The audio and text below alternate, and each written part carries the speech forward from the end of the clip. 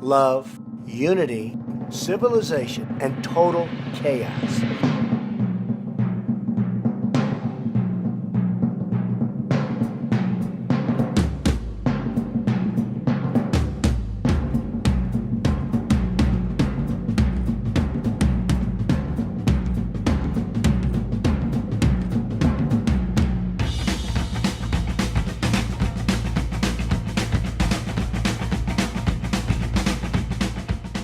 I said last week that we'd be here laughing or crying.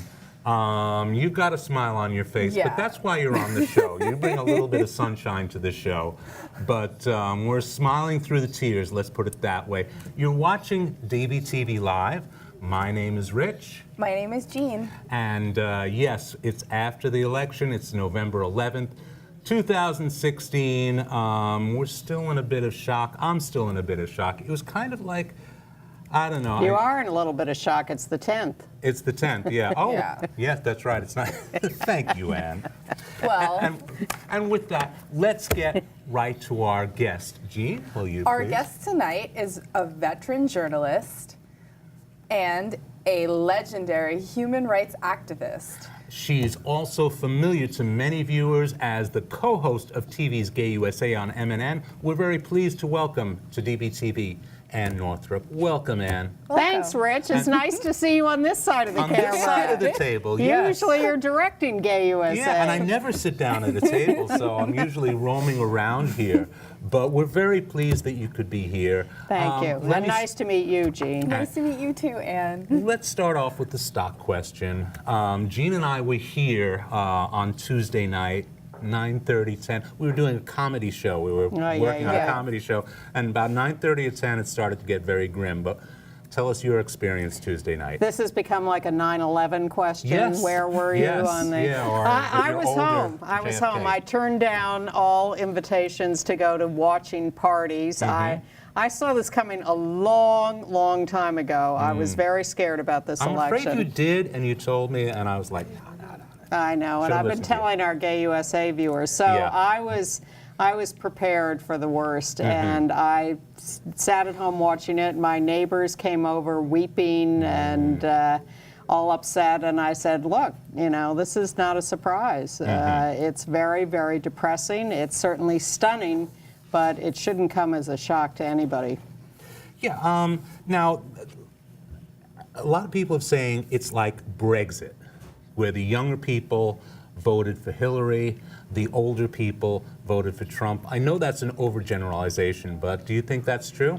I think it's more complicated than that. I think it's actually interesting across the board. I'm amazed at the number of women who voted for Trump. I'm amazed at the number of people of color. Wasn't it? 51% of white women voted for yeah. majority of women voted for Hillary, but a majority of white women voted for Trump. Yeah.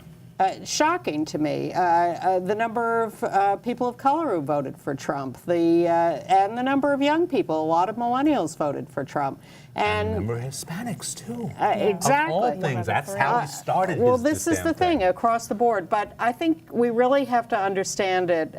You know, certainly there is the basket of deplorables, the people who are excited by his racism and his bullying and his confrontational style. But really, this is about, and Brexit is about too, people who are angry and fearful and who hate the way the system has been working and decided to confront it and blow it up. And I can't argue with that. I want the system blown up too. This is not the vehicle I would have chosen for it, and I am horrified at what the next 4 years are going to look like, and the Trump administration, my God. Well, we'll talk about that too. But the impulse to blow up the system, I think, is a legitimate one. I think one thing I would like to say is that once England leaves Europe forever, I mean, they leave Europe, they leave it forever or for a very long time. Trump, that's 4 years. We've got 4 years, yeah, we've got redo, but a lot can happen. Well, I take your point. I think he can do a lot of damage in 4 years. In 4 minutes, he can do a lot of damage. But yeah, I don't fully understand all the implications of Brexit, Brexit but either, yeah. But you know, and it's Colombia voting down the peace agreement, and we're about to have an election in France where they may elect someone who makes Trump look like a liberal. Marine Le Pen, the right-wing crazy who's been trying to get into office for years. There is something going on all over the world, and it really is about frustration that the world is a mess and the people in power have done nothing for most people, and they've been very smug, and they are getting slapped in the face for it. what I wanted to ask you is, like, many are saying that many are saying, like, screw the Electoral College because Hillary Clinton got a lot of more votes. 300,000. Yeah. She won the election. She won the election about the popular vote. But, I mean, what do you think? Do you think the Electoral College should be abolished? I would love to abolish the Electoral College and turn it into because what we have now is not a direct one person, one vote system. We have the Electoral College, and that is based on this crazy thing we have in this country of this whole states' rights approach, where even though we are a country, we fight like dogs for each state to have its own power. And the whole United States Senate is set up with 2 votes for each state, no matter what size the state, so that Rhode Island has the same power as California in the Senate. So when they did the Electoral College, what that 538 number is the number of people in the House of Representatives, which is proportional to the population, plus the 2 senators from each state, which gives those small states an outsized power in the Electoral College, plus the District of Columbia. So it is not representative of a one-person, one-vote system, and that's how Hillary could win the popular vote but lose in the Electoral College. But the states, the small states, which are the majority, are not going to give up that power.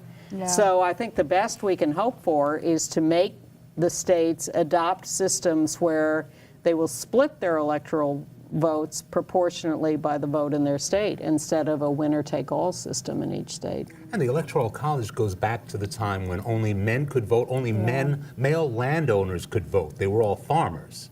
So it's a very antiquated system. And it's the Civil War, you know, it's a states' rights fight, and it gets us into this kind of trouble. And then it screws up the campaigning system because people are not campaigning where the most voters are. They're campaigning only in a few states that... and swing states, yeah. Brings me to my next question.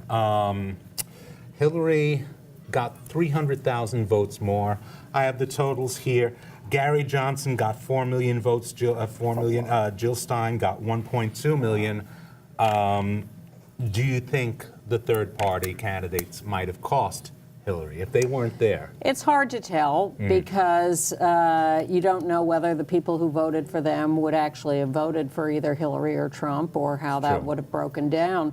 If those are protest votes, they might very well have gone to Trump, or people might not have voted at all. We're just hearing today that something like 80,000 people in Michigan voted but did not vote for either presidential candidate, didn't vote for any presidential candidate. And Hillary lost Michigan by a lot less than 80,000 votes.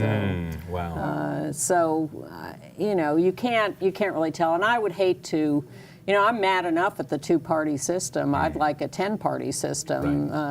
So I'm not about to cut out those votes, even if I argue with people who may have voted for them. Few Republicans, fewer Democrats respect Trump. He has pledged to build a wall. I have a whole list here. Repeal Obamacare, threaten to deport 11 million people, renegotiate NAFTA, slash the EPA budget, break the Paris Global Warming Accord, abolish all or part of the Department of Education, suggested leaving NATO, seize the oil in ISIS-occupied areas, bring back waterboarding, torture, and much worse, he says. There's a whole list of here. How much of this can a president, the executive, realistically achieve, even if he has the same party in majority in the House and the Senate? Well, we'll see. Our only defense at the moment is that we have, 49 Democratic senators. Right. And if the Republicans, on the other hand, in the Senate have the option of getting rid of the filibuster system at the beginning of the next Congress. If they do that, we might as well send those 49 Democrats home, because there's nothing they can do, and Republicans control everything and can do whatever they want. But if the filibuster system remains in place, then the Democrats can block stuff and try to negotiate stuff. But we'll see. We'll see if Trump, why wouldn't Trump work with the Republicans in the House and Senate? Right. He can do some stuff by executive order, but he doesn't need to. He's got the Congress with him. So let's talk a little about, a lot of people blame the media for Trump, for giving him so much attention. Of course, it was inevitable after a certain point, you know, tail wagging the dog or whatever. But do you blame the constant, he owned the breaking news cycle of cable news. He owned that. He was a master of that. Would you like to see that change? What would you?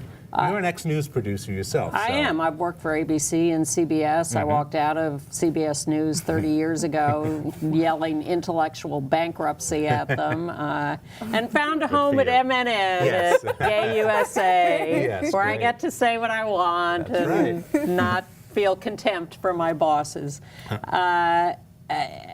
No, look, you used the key phrase. He mastered this. He knows how to get an audience, and the networks are, the whole system at network news changed about 30 years ago or a little more. They used to be, the news divisions were meant not to make money.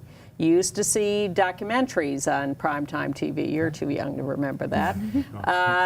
But the news divisions at the networks used to try to do good work and cared about telling the truth and going after stuff. Whether or not they actually did, they tried.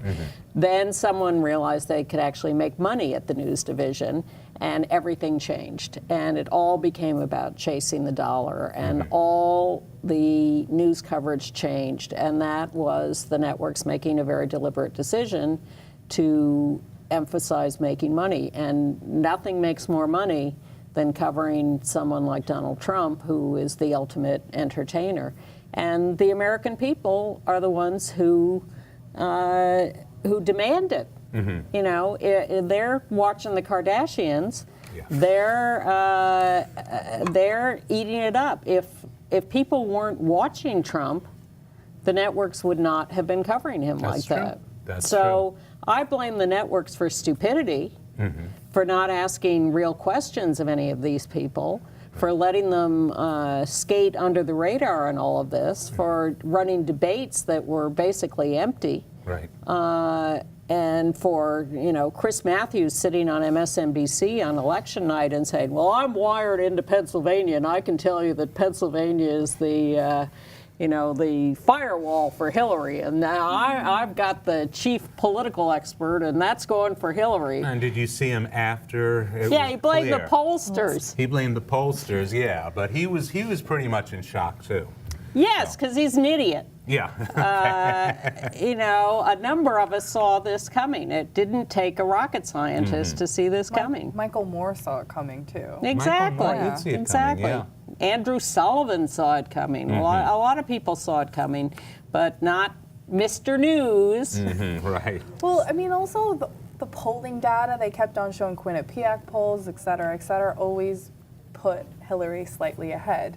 Well, Hillary was slightly ahead. She won the national vote. I mean, in certain swing states, they would put her ahead. And I think there were a couple that were a little off, but Florida polls kept going back and forth, and Ohio polls were going back and forth. So they may have missed a state or two, but they had it pretty tight all along. And I think people just decided to take a sort of wishful thinking attitude.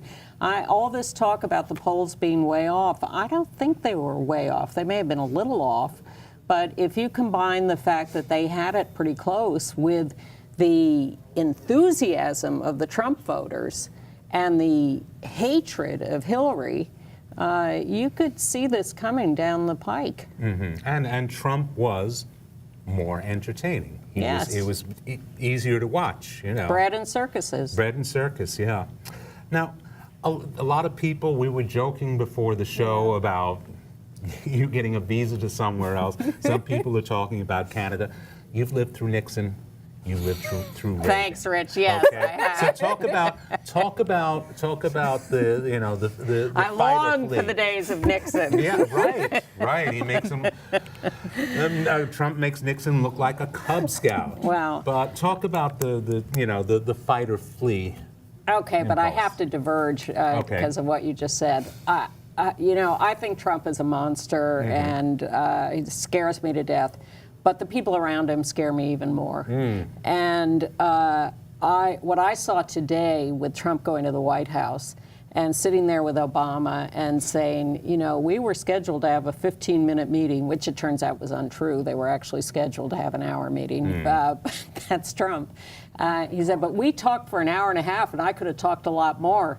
And I thought, you are such an idiot. This guy knows nothing. He knows nothing about politics. He knows nothing about how government runs.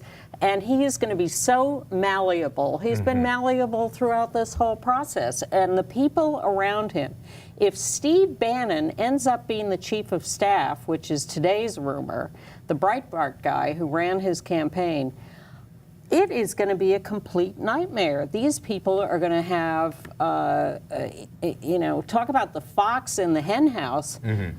This country is dead with these people in charge, with Rudy Giuliani as Attorney General, with John Bolton as Secretary of State. I thought, I saw his picture today, and I was like, oh my God, he's come out of the woodwork. It's the night of the living dead. And we haven't even mentioned Mike Pence. Ooh, sorry. And what if anything happened? I think Mike Pence is also a monster, but a fairly quiet non-entity. But God help us if anything happens to Trump, or he gets bored or forced out, or well, the whatever. thing about Pence is that he has experience. He's been a governor. He was a senator, I think. Representative, I think. Representative. Okay, House, but he's had some experience. Yes, so he knows how to do things. I think he's going to be advising Trump pretty closely. I don't think that the Bannons and Christies and Giulianis of this world will let Pence get very close to Trump. But I think whoever has Trump's ear will have enormous influence, because Trump doesn't know what the hell he's doing. I mean, is Rudy Giuliani really that bad? Because I don't remember. Oh, you didn't God. I was so young. God. This show started under really? Rudy Giuliani as mayor, yes. The first time I voted for mayor was for Bloomberg. Oh, that's bad enough. Oh, man. Oh, really? That's bad I mean, enough, that's when I was allowed to vote. When you were allowed to vote. I was with Bloomberg. Stick with us, Gene. You'll have an education coming. I mean, so I'm not fleeing. I am old. I have lived through many iterations of this. My joke is the farthest I'm going is inwood, and getting in one of those caves and hiding. But I have been talking myself in the last few months into an attitude of, I can survive 4 years, the country can survive 4 years. But a lot of people are going to be hurt a lot in this administration if they really start doing what they want to do. Now, I saw a preview of the show, the Gay USA program, that's going to air immediately after this one. Stay at tuned. 11 p.m. on MNN HD and the other MNN channel as well.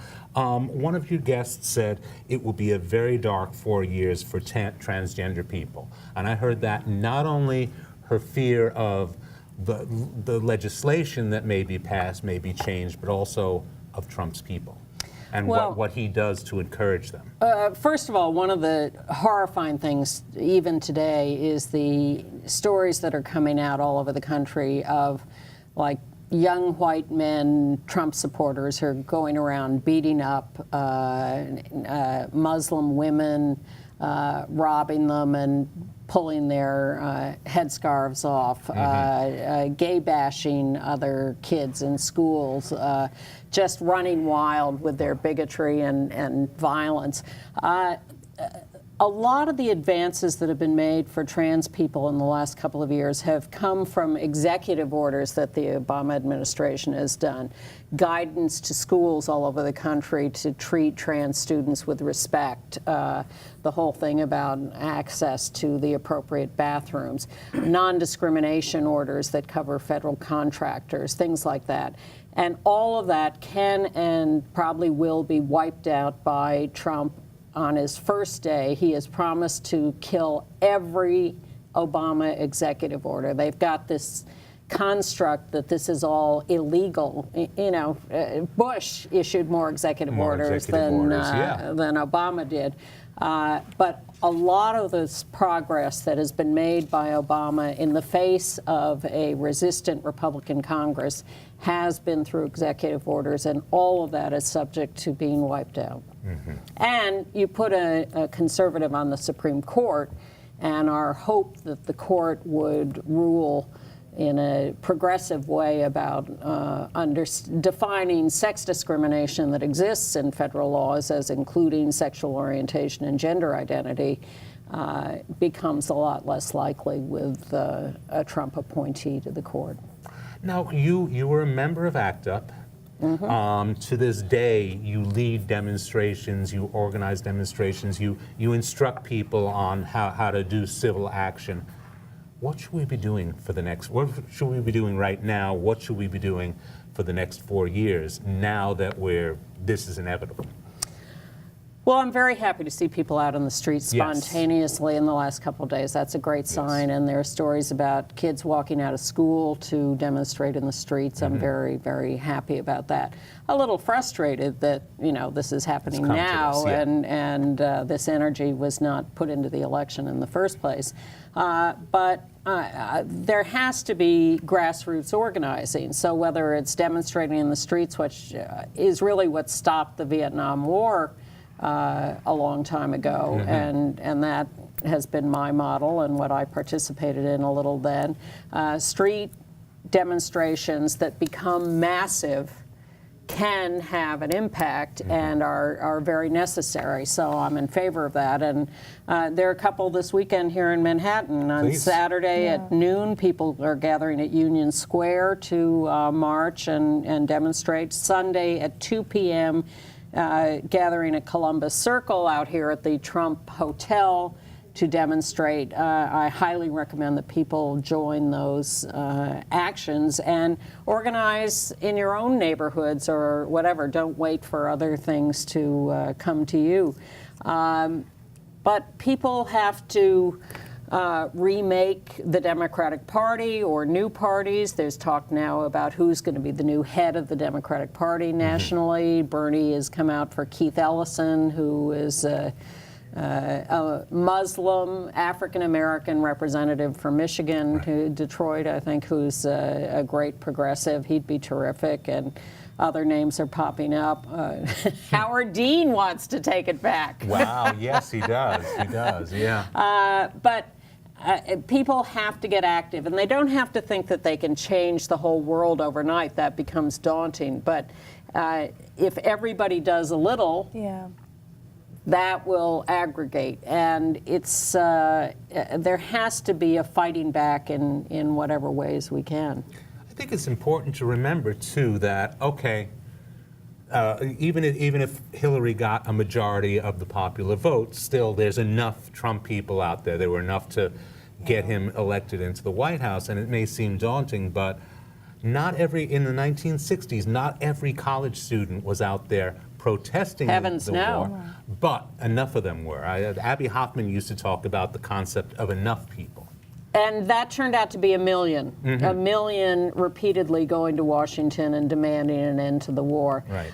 And I would also say that Trump certainly brought out enough people to win the election, but not all those people love Trump. Right. They want to shake up the system. Right, I want to shake up the system. There are, I think the Democratic Party's mistake in this election was not speaking to or listening to the people who were really angry and fearful and frustrated. And they didn't really campaign in Michigan that much either.